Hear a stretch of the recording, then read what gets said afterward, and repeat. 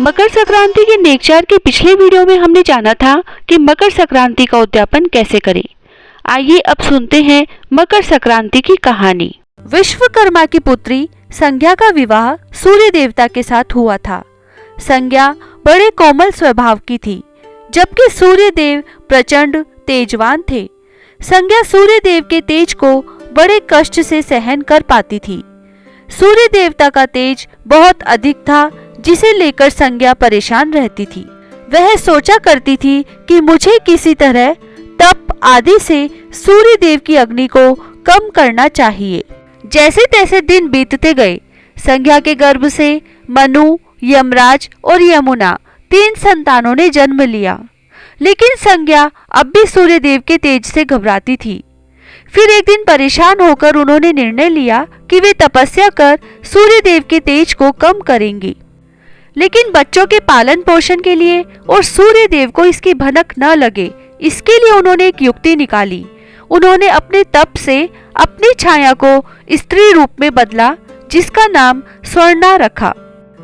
फिर संज्ञा ने बच्चों और सूर्य देव की जिम्मेदारी अपनी छाया स्वर्णा को दी और कहा कि अब से मेरी जगह तुम सूर्य देव की सेवा और बच्चों का पालन करते हुए नारी धर्म का पालन करोगी, लेकिन यह राज सिर्फ मेरे और तुम्हारे बीच ही बना रहना चाहिए। फिर संज्ञा वहां से चलकर पिता के घर पहुंची और अपनी परेशानी बताई, तो पिता ने डांट फटकार लगाते हुए वापस भेज दिया। लेकिन संज्ञा वापस न जाकर वन में चली गई और घोड़ी का रूप धारण कर तपस्या में लीन हो गई। उधर सूर्य देव को जरा भी आभास नहीं हुआ कि उनके साथ रहने वाली संज्ञा नहीं, सर्वणा है। सर्वणा अपने धर्म का पालन करती रही। उसे छाया रूप होने के कारण सूर्य देव के तेज से भी कोई परेशानी नहीं हुई। सूर्य देव और सर्वणा के मिलन से भी सार्वणी, मनु, शनि देव और भद्रा 3 संतानों ने जन्म लिया। छाया शिव की भक्तिन थी। जब शनिदेव छाया के गर्भ में थे, तो छाया ने सूर्य की तेज धूप में भगवान शिव की कठोर तपस्या की। उन्होंने इतनी कठोर तपस्या की कि खाने पीने की सुध तक उन्हें न रही। भूख, प्यास, धूप, गर्मी सहने के कारण उसका प्रभाव छाया के गर्भ में पल रही संतान यानी शनि पर भी पड़ा और उनका रंग काला हो गया। जब शनिदेव का जन्म हुआ तो रंग को देखकर सूर्य देव ने छाया पर संदेह किया और उन्हें अपमानित करते हुए कह दिया कि यह मेरा पुत्र नहीं हो सकता। माँ के तप की शक्ति शनिदेव में भी आ गई थी। उन्होंने क्रोधित होकर अपने पिता सूर्य देव को देखा तो सूर्य देव बिल्कुल काले हो गए। उनके घोड़ों की चाल रुक गई। परेशान होकर सूर्य देव को भगवान शिव की शरण लेनी पड़ी। इसके बाद भगवान शिव ने सूर्य देव को उनकी गलती का एहसास करवाया। सूर्य देव अपने किए का पश्चाताप करने लगे और अपनी गलती के लिए क्षमा याचना की। तब उन्हें फिर से अपना असली रूप वापस मिला। लेकिन पिता पुत्र का संबंध जो एक बार खराब हुआ तो फिर न सुधरा। आज भी शनिदेव को अपने पिता सूर्य का विद्रोही माना जाता है। शनिदेव को उनके पिता सूर्य देव पसंद नहीं करते थे।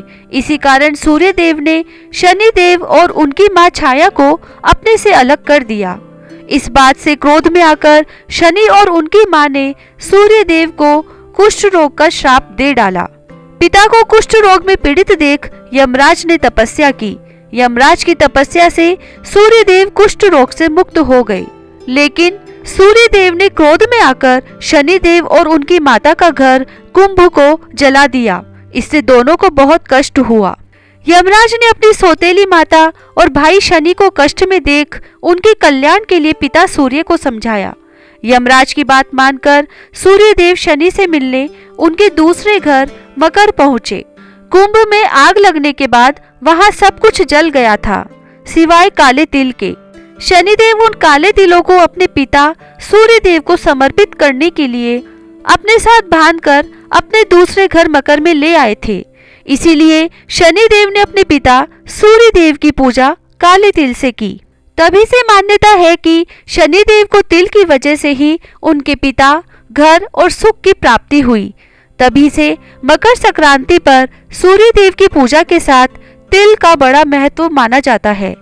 यमराज की बात मान सूर्य देव अपने पुत्र शनि से मिलने जिस दिन उनके दूसरे घर मकर में पहुंचे थे, उस दिन को मकर संक्रांति के रूप में मनाया जाता है और इस दिन दान पुण्य का भी बहुत महत्व माना जाता है। विनायक जी की कहानी। एक बार गणेश जी एक लड़के का वेश धरकर नगर में घूमने निकले।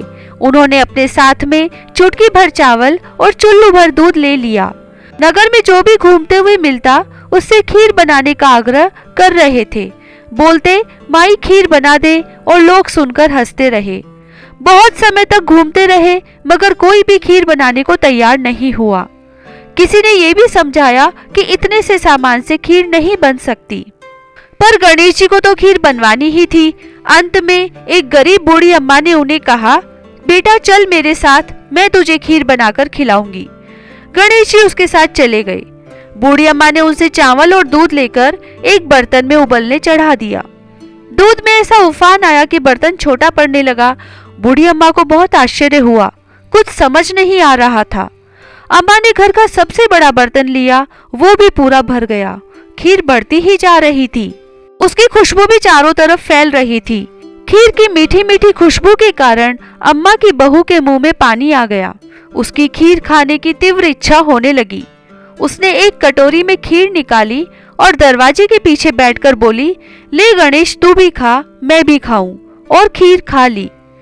बूढ़ी अम्मा ने बाहर बैठे गणेश जी को आवाज लगाई, बेटा तेरी खीर तैयार है, आकर खा ले।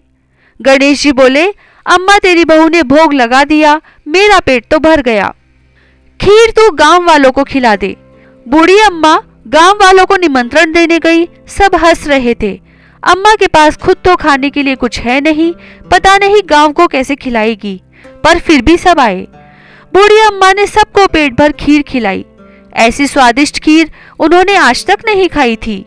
सभी ने तृप्त होकर खीर खाई, लेकिन फिर भी खीर खत्म नहीं हुई, भंडार भरा ही रहा। हे गणेश जी महाराज, जैसे खीर का भगोना भरा रहा, वैसे ही हमारे घर का भंडार भी सदा भरे रखना। बोलो गणेश जी महाराज की जय। जय श्री राधे।